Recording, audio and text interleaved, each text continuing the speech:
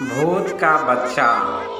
रामू, शाम होने वाली है, जल्दी जल्दी काम खत्म कर लो। तुम्हें घर भी तो जाना होता है। जी सेठ जी, 5 मिनट और लगेंगे। रामू ने जल्दी जल्दी काम खत्म किए और सेठ को बोला, सेठ जी, काम खत्म हो गए, अब आप मेरे पैसे दीजिए, मुझे घर जाना है।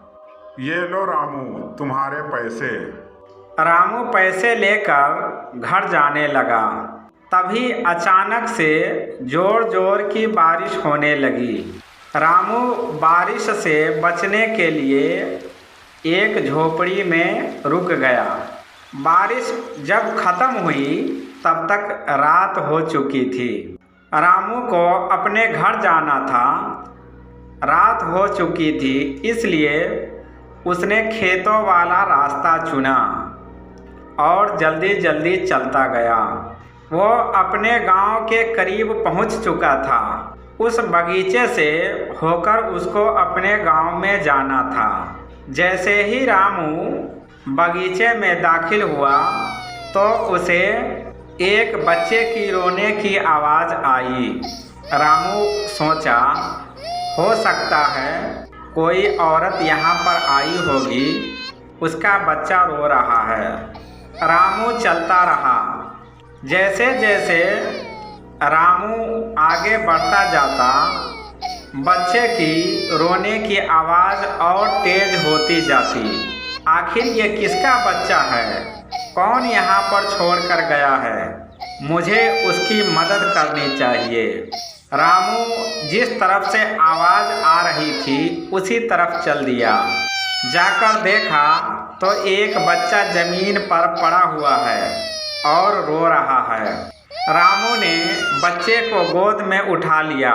रामू ने बच्चे को लेकर अपने घर की तरफ चल दिया। जैसे जैसे वह अपने घर की तरफ चल रहा था, बच्चा धीरे धीरे वजनदार हो रहा था और रामू को चलने में तकलीफ हो रही थी।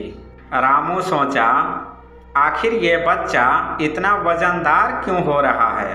बच्चा इतना वजनदार हो गया कि उसे रहा नहीं गया और उसने बच्चे की तरफ देखा तो बच्चे की दोनों आंखें बाहर निकल रही थी। रामू डर गया। उसने झट से बच्चे को फेंक दिया। थोड़ी देर और गोद में रख लेते तो पता चल जाता मैं किसका बच्चा हूँ। रामू वहाँ से दौड़ा दौड़ा अपने घर पहुँचा। उसने किसी को भी नहीं बताया।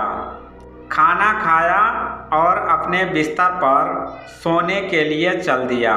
मगर उसको अब भी वह आवाज़ आ रही थी, बच्चे के रोने की। रामू परेशान होकर अपने घर के आदमियों को बताया, मगर उस बच्चे के रोने की आवाज़ सिर्फ रामू को ही सुनाई दे रही थी।